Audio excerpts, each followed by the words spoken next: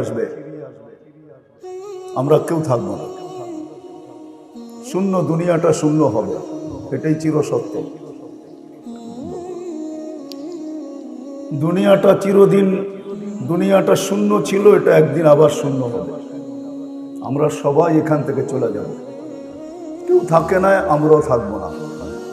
আর চলে যাওয়াটা যে সত্য, এটা আমরা দেখতে দেখতে অভ্যস্ত। সমস্ত কবরস্থানগুলা দিন দিন ভরতেছে, আবার খালি হইতেছে, আবার ভরতেছে। ঢাকার অধিকাংশ কবরস্থানই চালা হয়, যেটাকে আমরা চালা বলি। একদিক থেকে উঠায়, আবার নতুন করে, আবার পুরান হয়, আবার উঠায়, আবার নতুন করে। এটা আমরা দেখতে দেখতে অভ্যস্ত। হ্যাঁ, সত্য এটাও, একদিন আমাদেরও সিরিয়াল আসবে। এখানে যে আসছে কারো থাকার সুযোগ নেই। এই জন্যই কোরআন আমাদেরকে বুঝায়, বাধ্য করে। আল্লাহর রসুল আমাদেরকে বুঝাইতে চান, বাধ্য করতে চান না। ইচ্ছা যদি করেন তাহলে বাধ্য করতে পারেন, কিন্তু আল্লাহর নিয়ম এটা না বান্দাকে বাধ্য করা। আল্লাহ ইচ্ছা করলে বাধ্য করতে পারেন। এজন্য আল্লাহ আমাদের সামনে দৃষ্টান্ত রাখছেন, আমাদের দৃষ্টি আকর্ষণ করছেন। উনজুর ইলাস সামাই ওয়া ইরতিফাইহা, মাঝে মাঝে আকাশটা দেখো আর উচ্চতা দেখো, কতটুকু উচ্চতা আকাশ। তারাউনাহু বিগাইরি আমাদ, কোথাও খুঁটি নাই। বিজ্ঞান বড় তালাশ করতেছিল কোথাও খুঁটি পাওয়া যায় কিনা, কিন্তু আজ পর্যন্ত কোথাও খুঁটি কেউ পায় নাই। আর এটাই সত্য, বিশাল আকাশের কোনো খুঁটি নাই, পিলার নাই। আল্লাহ বলে একটা না, সাবা সামাওয়াতিন তিবাকা, একের পর এক 7টা। শুধু আল্লাহকে এটাকে বাধ্য করছে না, কিন্তু আকাশ কতটুকু লম্বা পাশ এটা দুনিয়ার কেউ জানে না। আল্লাহ বলে ওইটাকে বাধ্য করছে। বিদায় মানুষ ভাবো তোমাকেও বাধ্য করতে পারতাম না, আল্লাহ বাধ্য করবে না, আল্লাহ আমাদেরকে বুঝাবে। এই জন্য আমিও চাইতেছি আপনাদেরকে বুঝাইতে। বাধ্য করা তো আমাদের কাজ না, আপনার কান পর্যন্ত কথা পৌঁছায় দেওয়া এটাই আমাদের দায়িত্ব। এই জন্য বুঝাইতে চাইতেছি, জমিন আজকে যদিও আমাদের পদচারণে মুখরিত, যেখানেই যাবেন ওইখানে মানুষ আর মানুষ, কিন্তু অচিরেই দিন আসবে যে এই জমিন শূন্য হবে, এতে কোনো সন্দেহ নেই। যেমন ছিল শূন্য, এমনই শূন্য হবে। আরেকটা দিন আসবে জমিনই থাকবে না। আল্লাহ কোনো না কোনো সময় হুকুম দিবে অবশ্যই। ইসরাফিল আলাইহিস সালামকে ফানফাক, ফু দাও।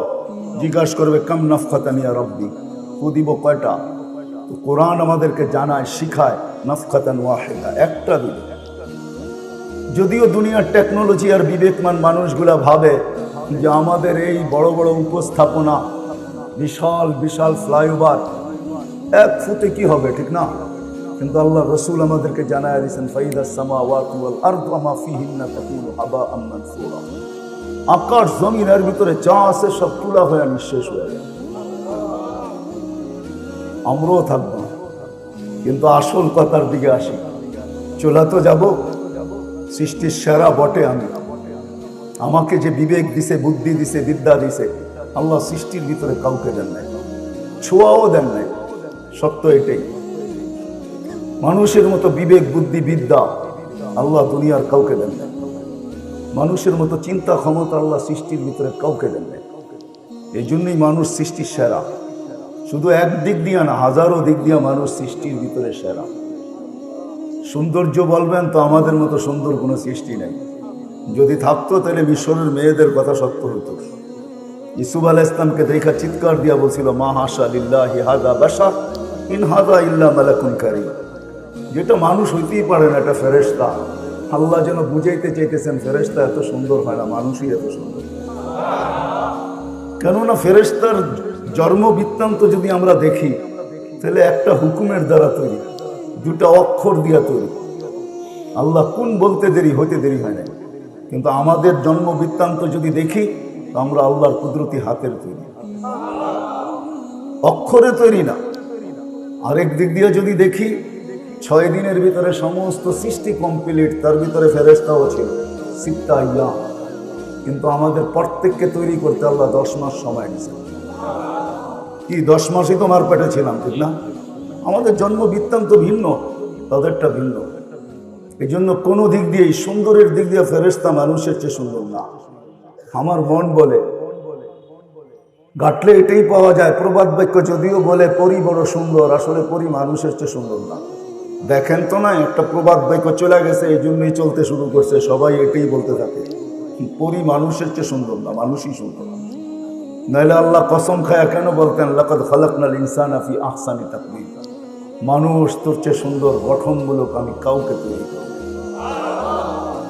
যে মানুষটা সৃষ্টির দিক দিয়ে সবচেয়ে সেরা, বিবেক বুদ্ধিতে এত পাকা, মানুষের বুদ্ধি, মানুষের বিদ্যা, মানুষের সব কিছু। জমিন আর কত বড় ভান্ডার, আমরা জমিনকে বড় ভান্ডার বলি, ঠিক না? ভান্ডার বোঝেন? সমস্ত খনি জমিনের ভিতরে লুকানো, ঠিক না? কি বুঝাইতে পারতেছি? কেউ সোনা পাইছেন, কেউ গ্যাস পাইছেন, কেউ তেল পাইছেন, কেউ রূপা পাইছেন, কেউ হীরা পাইছেন, চলতেছে এটা নিয়ে ঝগড়া সারা দুনিয়ায়, ঠিক না? কিন্তু মানুষ যে কত বড় খনি এটা তো মানুষ জানে না। আল্লাহ নিজে বলতেছেন আমার রসুলের মাধ্যমে, আন্নাস মাআদিন কা মাআদিনিদ যাহাবি ওয়াল ফিদ্দা, ও মানুষ, সোনার রূপার খনি কত দামি, তুই এর চেয়েও কোটি গুণ বেশি বড় ভান্ডার এবং দামি। মানুষ বড় ভান্ডার। কিন্তু আফসোসের বিষয়, প্রশ্নের জায়গায় আপনাদেরকে নিয়ে যেতে চাইতেছি, আফসোসের বিষয়, পরিতাপের বিষয়, যে সৃষ্টির ভিতরে এত বড়, চতুর্দিক থেকে যে সৃষ্টির ভিতরে সর্বদিকে শ্রেষ্ঠ, এমন বিবেক দিলেন, বুদ্ধি দিলেন, বিদ্যা দিলেন, যে এই কথায় বিশ্বাস করে, যার চোখে দেখা অভিজ্ঞতা, যেইখানে যে আসে সে থাকতে পারে না। কেননা এখানে আসার সিরিয়াল আছে, যাওয়ার কোনো সিরিয়াল নেই।